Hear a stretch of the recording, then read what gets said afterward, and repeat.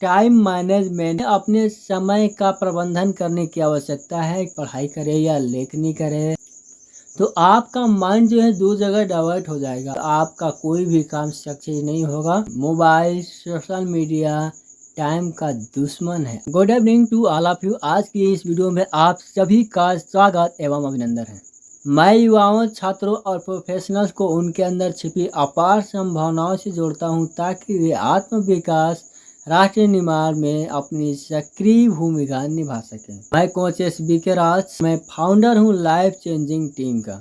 आज की इस पूरी वीडियो में बात करने वाला हूं टाइम मैनेजमेंट को लेकर के कि समय अपना कैसे मैनेज किया जाए और अपना जो बाकी समय बर्बाद हो रहा है उसको बर्बाद होने से कैसे बचाया जाए, उस समय का उपयोग करके अपने काम में कैसे लगाया जाए।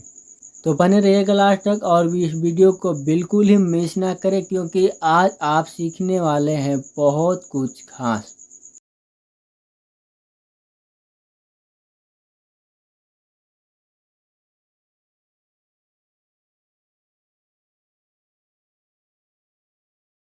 लक्ष्य तय कीजिए। बिना लक्ष्य के समय प्रबंधन असंभव है। लिख कर तय करें सालाना, मासिक और दैनिक लक्ष्य।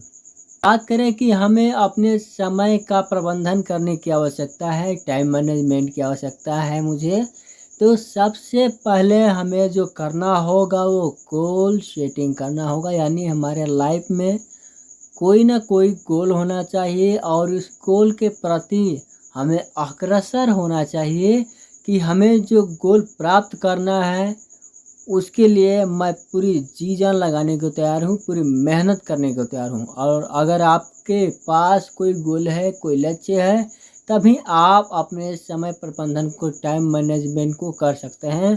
अन्यथा बिना लक्ष्य के समय प्रबंधन असंभव है। आपके पास किसी प्रकार का लक्ष्य नहीं है तो टाइम मैनेजमेंट आप नहीं कर सकते हैं। और अगर आपका लक्ष्य है तो आप लक्ष्य तय करें कि पूरे एक साल में आपको क्या अचीव करना है। आप तय करें कि पूरे एक साल में आपको क्या अचीव करना है और एक साल के बाद उस हिसाब से आप देखें कि महीने में मुझे क्या अचीव करना होगा। यानी एक महीने में मुझे कितना काम करना होगा जिसके हिसाब से मैं पूरे साल का अपना लक्ष्य पूरा कर पाऊंगा। और जितना काम मुझे पूरे महीने में करना है उसके हिसाब से आप वीकली कीजिए। यानी पूरे एक हफ्ते में काम कितना करना होगा जिसके चलते मेरा पूरे एक महीने का टारगेट पूरा हो। और अगर मैं एक हफ्ते में कोई काम कर रहा हूं तो उस एक हफ्ते के काम को पूरा करने के लिए मुझे हर दिन कितना काम करना होगा जो कि मैं अपने पूरे एक हफ्ते के काम को पूरा कर पाऊँ। उदाहरण के तौर पे कि अगर आप किसी भी चैप्टर को पढ़ना चाहते हैं पूरी तरह से और उस पूरी चैप्टर को पढ़ने में आपका 20 घंटे का समय जा रहा है तो आप ये तय कीजिए कि मुझे 20 घंटे की पढ़ाई करने के लिए हर दिन कितना पढ़ना पड़ेगा। तो यानी कि अगर आप 3 घंटे प्रतिदिन के हिसाब से पढ़ाई करते हैं तो आप 20 घंटे की पढ़ाई पूरे एक सप्ताह में कर पाएंगे।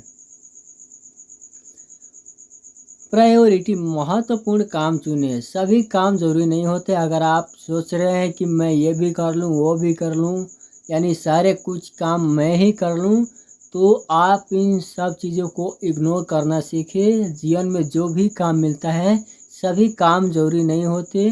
काम को चुनिए, जो बहुत ज़रूरतमंद लगे उसी काम को करिए। जो बहुत महत्वपूर्ण लग रहा हो, जिसको आपके किए बिना ना हो पाए, उसी काम को कीजिए।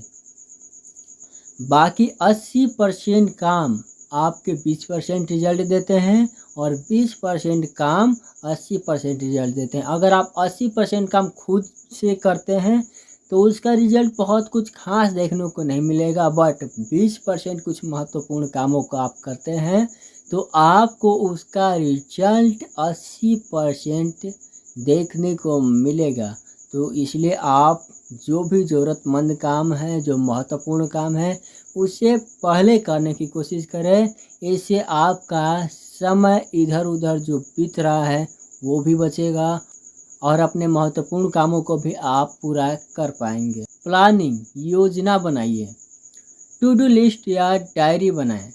हर दिन का टाइम टेबल रात को लिखे, सुबह तय हो कि कौन सा काम कब करना है।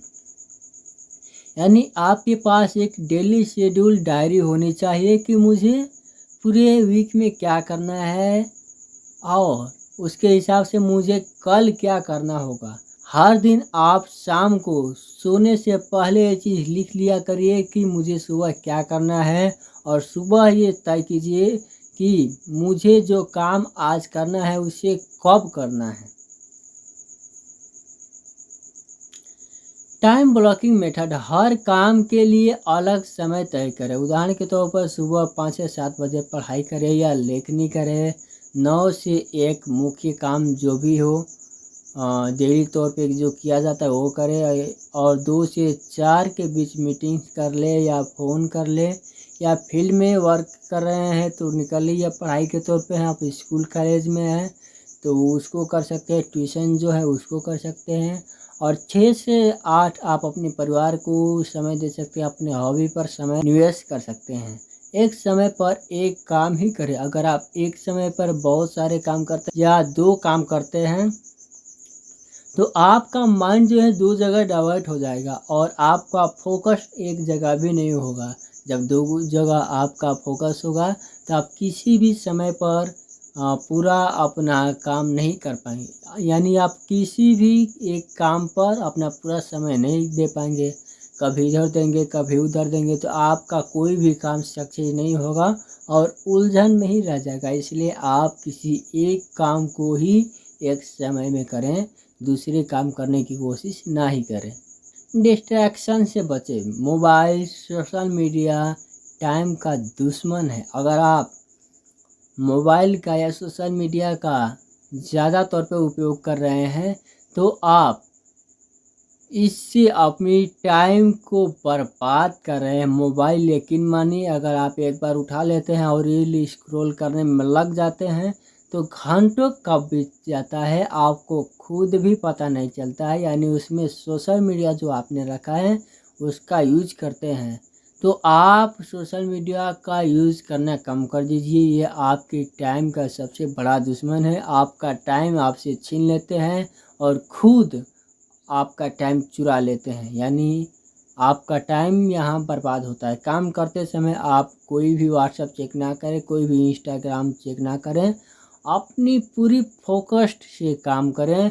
और जहाँ आपका फोकस्ड होता है काम पर वहाँ ही आपका रिजल्ट मिलता है। यानी फोकस्ड काम बराबर ज़्यादा आउटपुट। जितना ही काम पे फोकस होगा उतना ही ज़्यादा आपको रिजल्ट मिलेगा। डिलीगेशन, काम बांटना सीखें।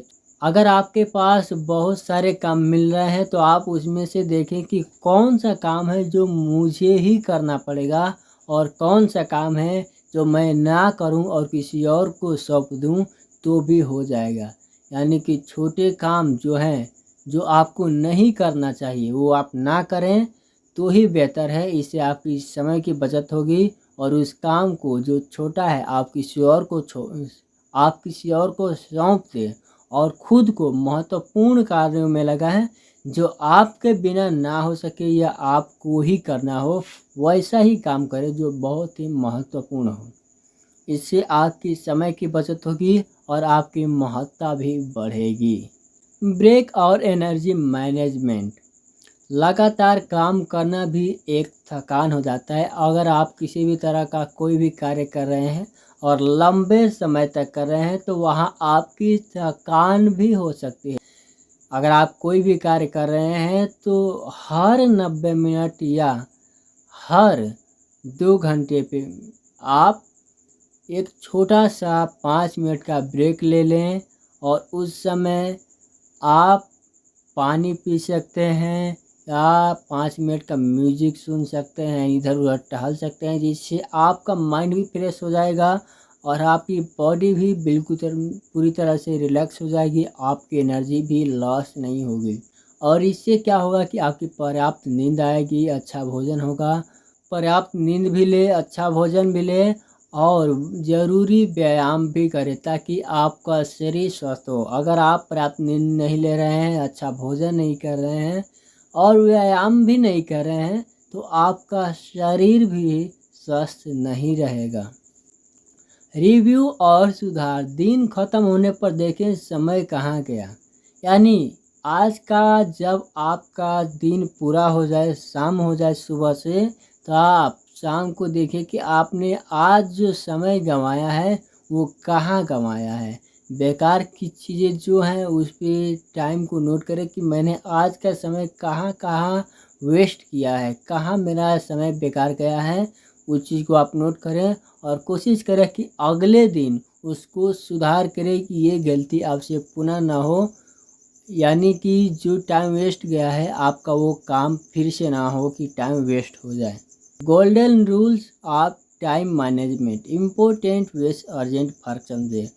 आप कोई भी कार्य कर रहे हैं तो आप महत्वपूर्ण और तत्काल कार्यों में फ़र्क समझें कि कौन सा कार्य महत्वपूर्ण है और कौन सा कार्य तत्काल है। और अगर कोई कार्य तत्काल हो तो उस कार्य को पहले करने की कोशिश करें, महत्वपूर्ण कार्य हो तो उसे थोड़ा बाद में भी कर सकते हैं। यानी जो लगे कि अभी अगर मैं नहीं करता हूँ तो एक कार्य ना होने की वजह से मेरा कुछ बिगड़ सकता है या मेरे साथ कुछ घटनाएं घट सकती हैं, तो उस कार्य को पहले करें और बाकी कामों को बाद में टाल सकते हैं। एक समय पर एक काम करें और बाकी कामों को ना कहना भी सीखें।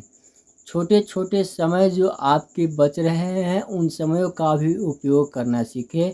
कंसिस्टेंसी भी अपने अंदर लाएं, रोज़ रोज़ छोटे छोटे कदम उठाएं और आपका छोटा कदम ही आपको बड़ा रिजल्ट देगा।